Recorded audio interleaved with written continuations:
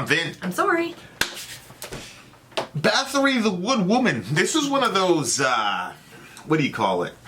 You know, mind trick situations, because I was looking up the lyrics and I couldn't find anything. I was looking up the woodman. Oh, you did the same thing? But it wasn't the woodman, so then I had to look at it again and said, this is the woodwoman.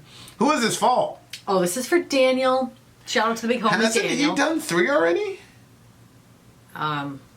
It seemed to me that he possibly had. We need to reach out to him. I'm going to make sure. Okay, so here's why 3 is significant. So we initiated Patreon because you will notice, dear listener, that we do not cut up our videos the way that most reaction channels do. Now, there's no disrespect to the other reaction channels. They're awesome. They're great. We love them. They're better than us. Check them out. Some of them. We don't cut them up because what happens is when you cut up the music, then the record label doesn't dock your ad revenue. So you probably noticed that there was probably some horrible Joe Biden or another equally horrible Trump thingamajiggy stupid ad before you got in here. And so that's how YouTubers make money off of ad revenue. Well, if you do a song and you do it all the way through and you don't cut it up, then the record label takes your cut of the ad revenue.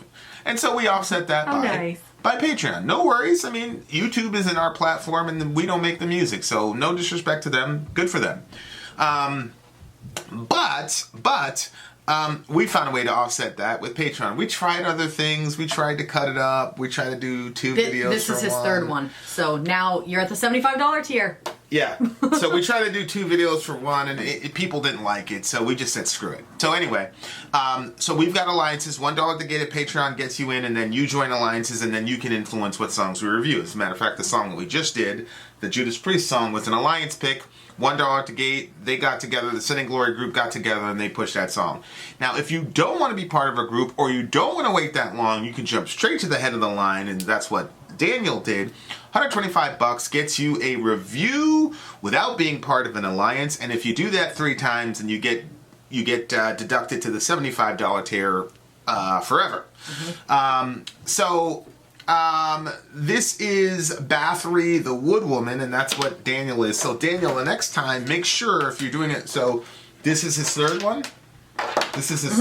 Okay, so yeah, Daniel. because he was on Patreon for 2 months and PayPal'd another one. Okay, so Daniel, the next time it's $75. If you send us $125, we're sending you the money back. Huh? All right, Bathory the Message me on Patreon. I'll tell you how to get that done. Bathory the woodwoman. I'm pretty sure that Bathory is like a black metal band or I'm pretty sure they're black metal. Pretty sure. Probably. But anyway, I'm very interested in hearing this song. Let's do it.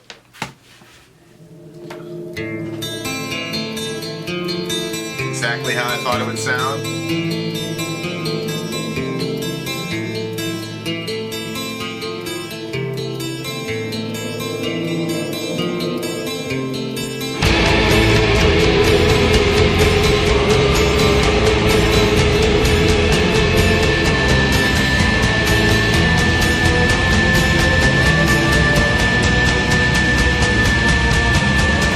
Resting by my fire, just keep sleeping.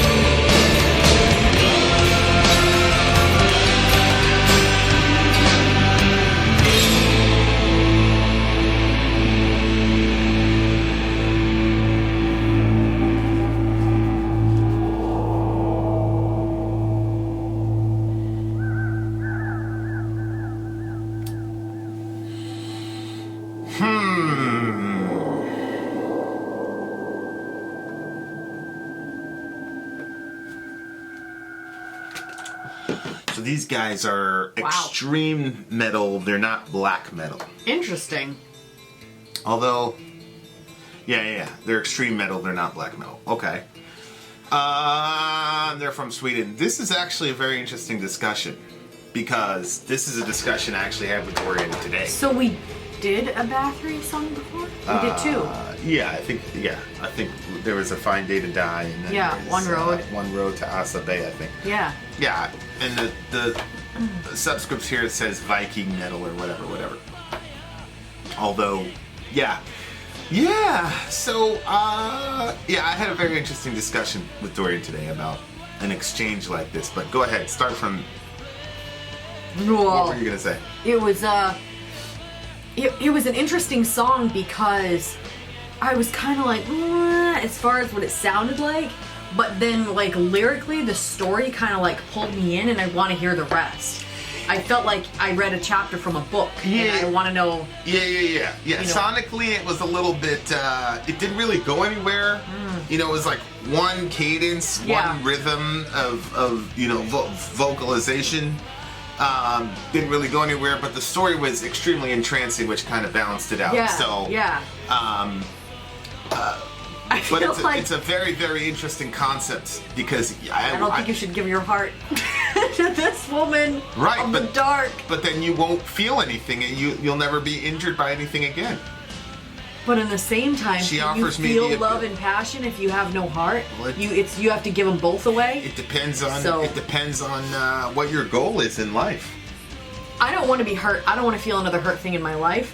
But at the same time, I don't want to not feel love.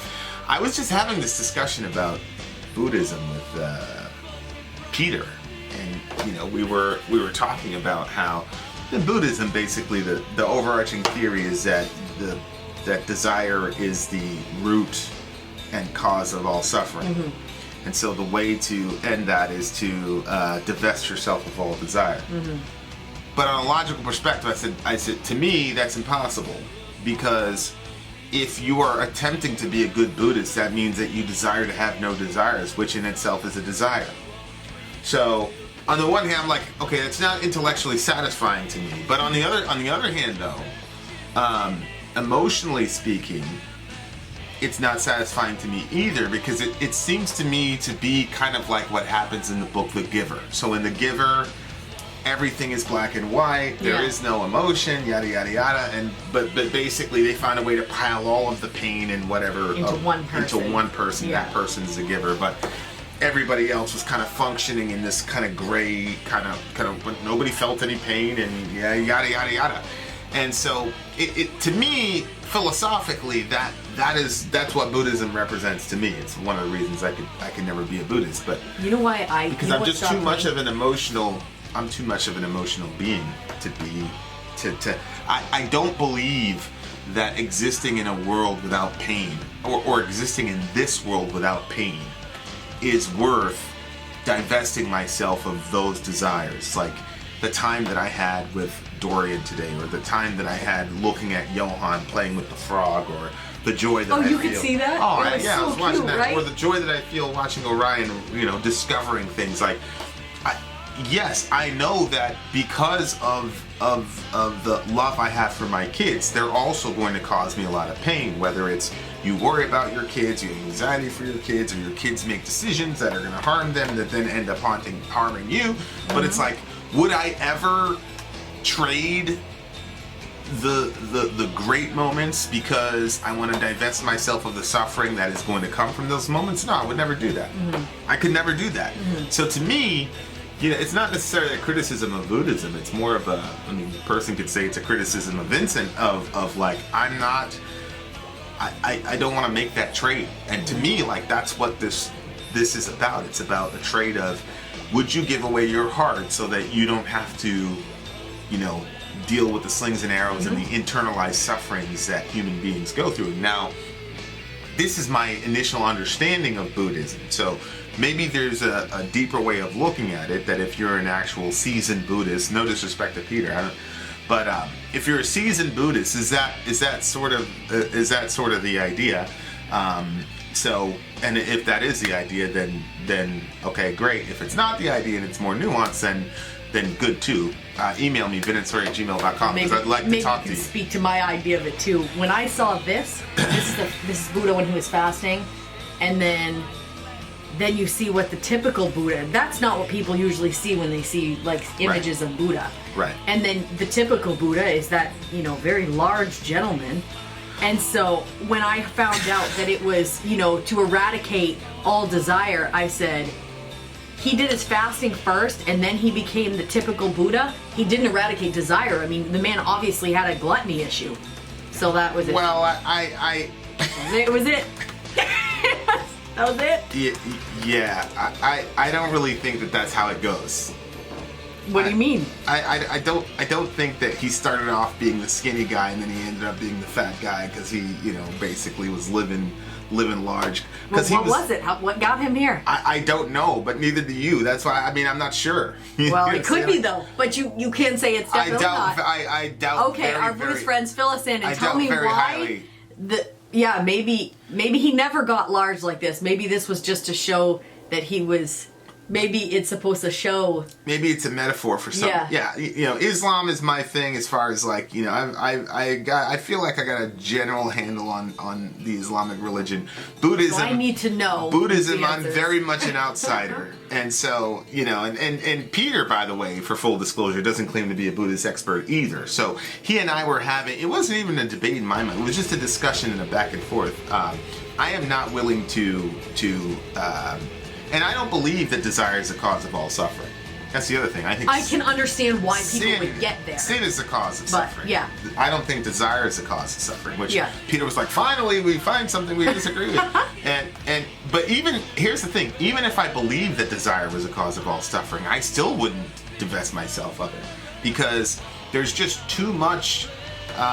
And I think that's not even a question. That's the message of the giver is that you can create a world where you don't feel anything. But see, if you try to attain nirvana, which is nothingness, which again, it helped me out, Buddhist, because to me it's like, okay, you're trying to attain the state where you're completely divested of desire, and so your entire lived out philosophy in the real world is designed to get you to that state, which to me is a massive desire. Mm-hmm. It's an ultimate desire, which is some form of peace or happiness in being able to not experience any peace or happiness. It's one of those things where it's like, like the psychiatrist, like when I was at the hospital, it's like, oh, you're dealing with massive depression. Here, take these pills, and then like it's like, oh, I don't feel depressed, but I don't feel anything. Yeah. Well. Yeah. I would rather deal with me, whether other people would rather deal with me is another question, but I would rather deal with me as a, person that has seasons of depression, but at the same time... I would rather deal with your seasons than have you just be this zombie walking around. Yeah, I love being able to play my guitar at 3 and 4 in the morning and listen to other things and yada, yada, yada, and all that. Like, there's just way too much beauty in that struggle I think that sometimes to throw it all away. Depending on when you catch somebody, because I think that life is seasons, and there are sometimes seasons feel like they're never ending. I mean, take Job for instance. All the suffering that Job was enduring. Like, I don't know if you don't present him with it right then. Right. You know what I mean? That he doesn't say, I can't take this anymore, especially when you're in bodily pain. Yeah. Yeah. Day after day after day, it's just oh God, you know what I mean? And then on top of that, you're the sufferings of the soul and the sufferings of the spirit. Like when you're faced with all of that simultaneously, like I think that sometimes people would say, I'd trade that in a second. I'm not even feeling any happy desires or happy feelings anyway. So of course I would trade away all this pain. 100%. 100%. And like. So today I was having a discussion with Dorian because Dorian's big thing is money. He wants to be a billionaire, and I don't demonize the very rich, but I also don't I don't whitewash them either. So I was explaining to him some things that Bezos is doing and some of the underhanded things that a lot of these billionaires have done. I'm not one of these people that say billionaires shouldn't exist, and I'm also not one of these people that says if you're a billionaire, you've done something horrible. Like, I'm not that guy. But there are some pretty high-profile billionaires where it's like they've done some really corrupt, I would say, inhumane, sinful things. So we were talking about that yesterday, and he was like, well, because I was explaining him what it means to be a member of our family and what it means to carry our name, because Yeah, Johan said that speech that Dad did with us last night. He said about the family name. He said it was so inspiring. It was so cute. well, it just so happens that my brothers are, they've done big things in the world. Yeah. And I've contributed as well, for better or worse. But you kind of said it. We've got a family ethos or whatever. And so it was very inspiring to Johan. Dorian will get inspired in the moment, then he'll revert. So today we were talking because there was another issue, and he had a little breakdown, which is okay. We were outside, and wouldn't you know it, Peter, my male child feels completely comfortable to cry his eyes out right in the middle of the walking part in full view of the entire planet Earth. Huh. Poor kid. He immediately went after him and told him not to do that publicly or ever. No. I told him to suck it up. Suck it up. I said, suck it up and be mad. No, I hugged him You and hugged kissed him. Dorian still lets me kiss him. And Johan, forget it. It'll never happen. But I think Dorian's gonna let you do that for a while. basically, I think a girlfriend is going to be the one that's going to stop it. 100%. Like, the girlfriend is the girl going to is going to stop it. 100%. Stop that. 100%. Yeah. But basically, it turned out that Dorian wants to be a billionaire so that he doesn't have to rely on God. I said, you want to be, and this is like left field. It was a sentence that came into my mind, one of those Always situations. get those. Yeah. I said, you want to be a billionaire so you don't have to rely on God. And he said, exactly, Father. And so we had a great conversation. And I said, and then That's the one thing. In those conversations, he's extremely honest with you. Like, he never lies about it. I would have never said that. Even if I was thinking that, I would have never said that to my It's father. a no judgment zone. Yep. Because, I'm not going to tell him, like, I tell the kids all the time, like, you gotta, blaze your own trail. Like, I can tell you directions or whatever, but it's your life. Mm-hmm. I'm not a real fan of, like, creating an environment where the kid tells me what I want to hear, but inside it's not. He's like, yeah, and he basically said, look, man, God is fickle, and then we started talking about certain situations in his life. And he basically, in his mind, if he has enough money, he's going to be able to have a solution for every variable in his life so that he can create guaranteed outcomes. Mm-hmm. And I said, Dorian, you're not going to be able to accumulate $1 billion and have as much time with your kids as you see that I have with you. I said, there's got to be a trade-off somewhere. I said, everything in life is a trade-off. So in this particular situation, if you don't want to feel any pain, give the crazy lady your heart, and then, she has your heart, which I don't know why she wants his heart. That was never explained to us in the song. I thought it said that so that way she could continue on living. Oh, is that what it was? Okay, so you give her the heart, and then I said, Dorian, everything is an exchange. You know what I mean? Right here, hers to keep from the moment when the time has come for me to die.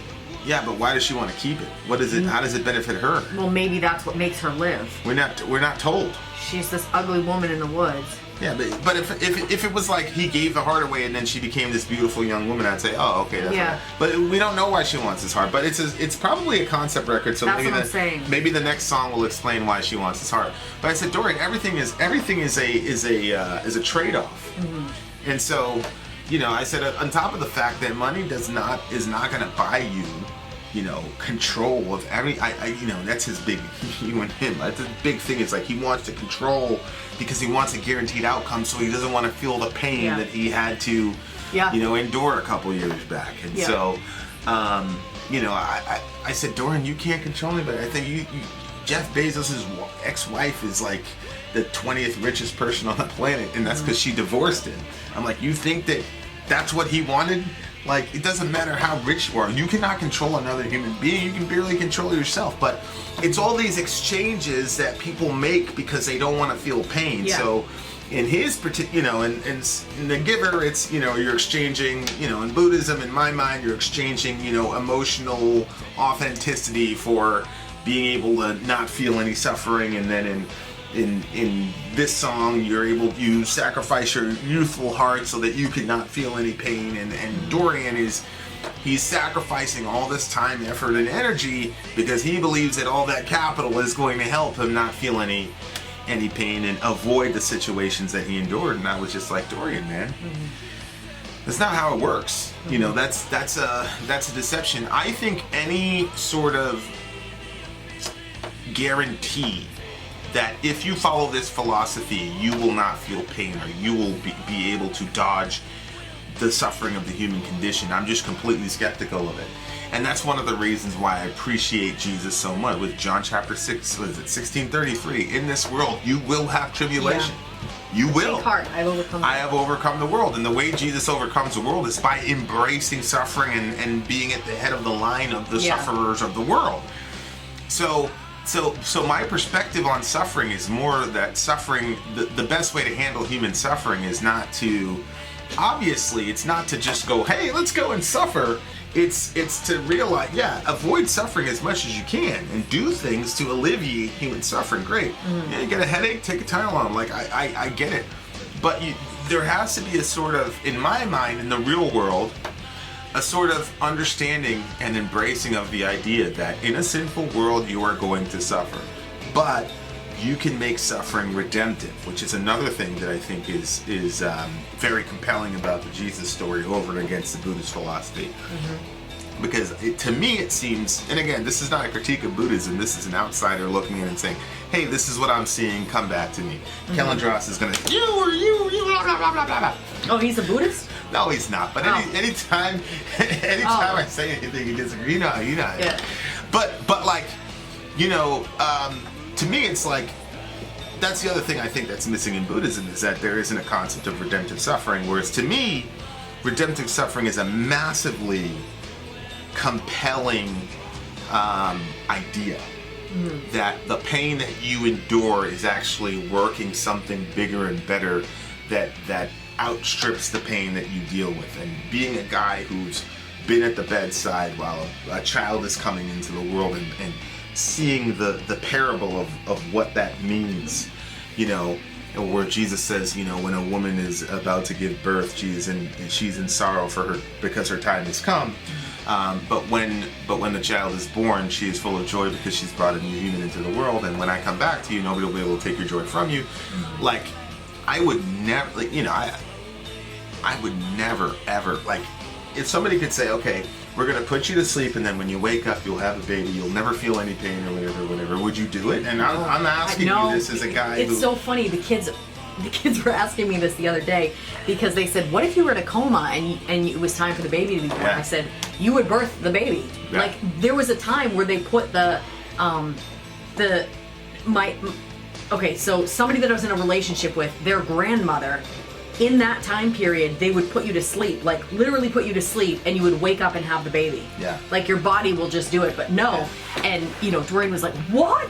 Don't you want to avoid that suffering? Right. Okay, listen, the suffering is scary to me, yes. But at the same time, there's something that happens in the moments of that intense pain that, like, I don't know, like, I carry, especially when it went back to back with, like, like pulling Orion from my own womb. Right. That was like, because, okay, so with my first delivery, it was so much pain, and then I didn't have that power moment at the end of it, so it kind of felt like it ran me, and then the baby was born. Right. But this one, it was like, you fight and you fight and you fight and you fight and you fight till the end of that delivery, and then you have that power moment where you take your child and just place your child on yourself, and it's like such a powerful thing. And no, I wouldn't trade it. I'm scared, I'm scared. We've already announced it to the channel, that we're pregnant again. I'm scared, for the delivery, but at the same time, I'm excited for that moment. Like, that suffering brings forth something, and that suffering does something in me as a person too. Yeah. And you went without the. I don't judge anybody for taking an epidural or taking the. Right. God gave us medicine, and if that's the route that you want to take, and I'm not even saying I would never do that. Right. I'm just saying that those experiences have been there are risks with the epidural, though. Yeah. But I think too, part of it is having you there with me. Like, if right. I don't know if I was a single mom and I had to go through that whole experience, I don't know that I would, handle that. It just depends on your situation. We definitely crested a hill in our relationship. For us, in yeah. that moment. Like, that's something that's never, like, I've been in other childbirths, obviously, and you were, obviously, but there was nothing like that. Yeah, it bonded specific. us for sure. Yeah, and so suffering does so many different things that I think in the world, I don't believe the world is going to continue like this forever. I think there is going to be a definitive crisis point to where the world is completely redeemed, and the folks who don't want to be on the team, they're going to get their own kind of quarantined place in the universe called hell, and then the rest of us who do want to be on the team, which I think is most of humanity, we're going to live in a world that's free of suffering and only has good feelings, etc., etc. But for this slice of time that we're in, I think the redemptive suffering aspect that is central to Christianity, which is why you have a cross it's very interesting, because you would assume that maybe a rock or the stone rolled away would be the definitive symbol of Christianity. It's not.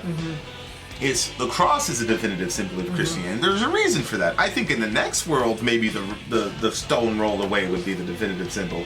But in this world, the cross is the definitive symbol of Christianity. There's a reason for that. It's because in this world, we're still suffering.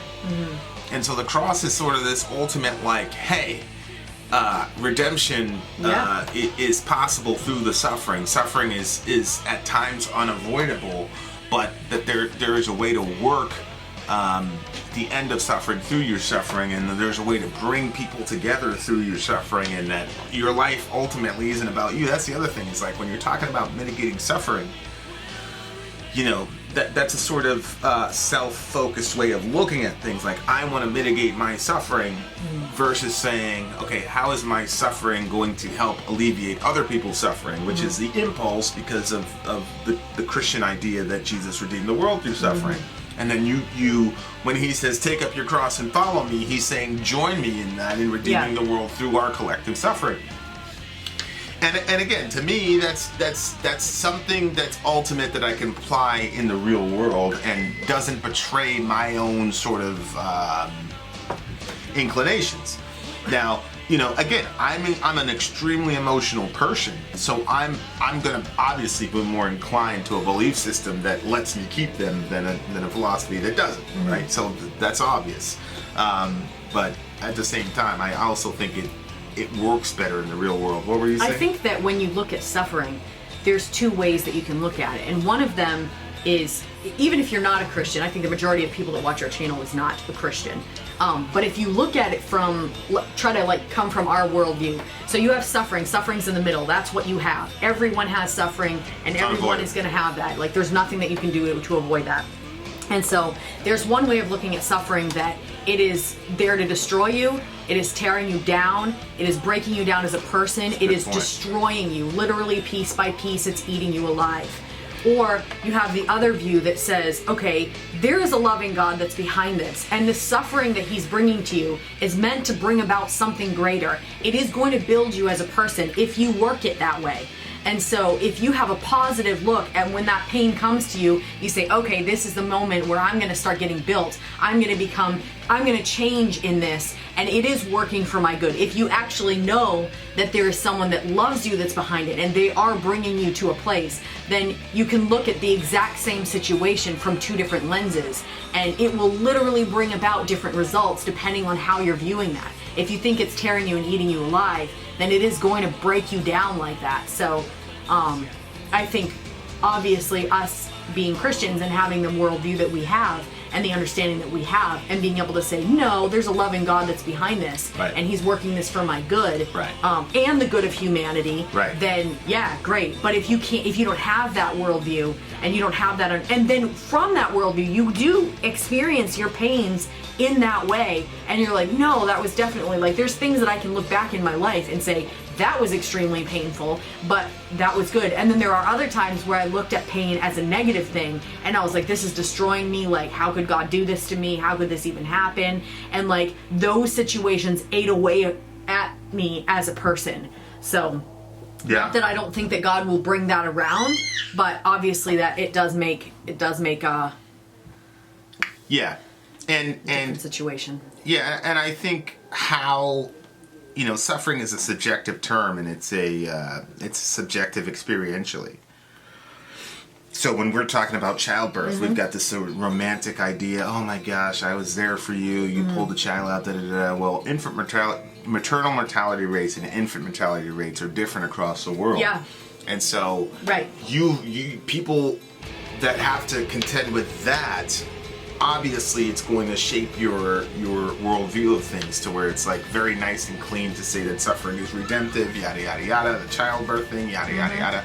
Although to argue with myself, maternal mortality rates were much higher in Jesus' day, and he used the birth metaphor, so I'm just going to throw that away. All right.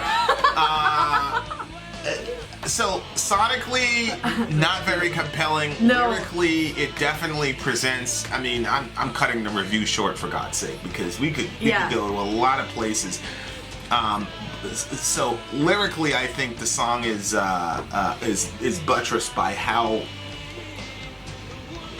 deep the trade-off is in the song. And it's one of those things where you ask yourself, what would you do? And if you could, you know, red pill, blue... I mean, there's variations of this, right? Yeah. Red pill, blue pill. Yeah. You know, billionaire or spend time with your kids. You know, there's million, you know... Yeah. Run that extra, you know, lap or eat the sandwich. Like, there's always that trade-off. And anytime people can be confronted with the trade-off and what they would do, I think is a good... It's good. So that's where I'm at. What do you give the song? So for me, like I have to separate it because it's a little bit tricky to kind of put it all together. For me, sonically, it was like a 7. And then, but lyrically, I was so interested in the lyrics and wanting to hear more that I would have given it like a 9.5. So I guess I'll go like with an 8.2. So kind of... Getting a 9.2 for me. Just the lyrical content was extremely strong. Very, very, very strong. Orion agrees, so there you are. That's our 1-year-old. Vin out. Sori out. Gone.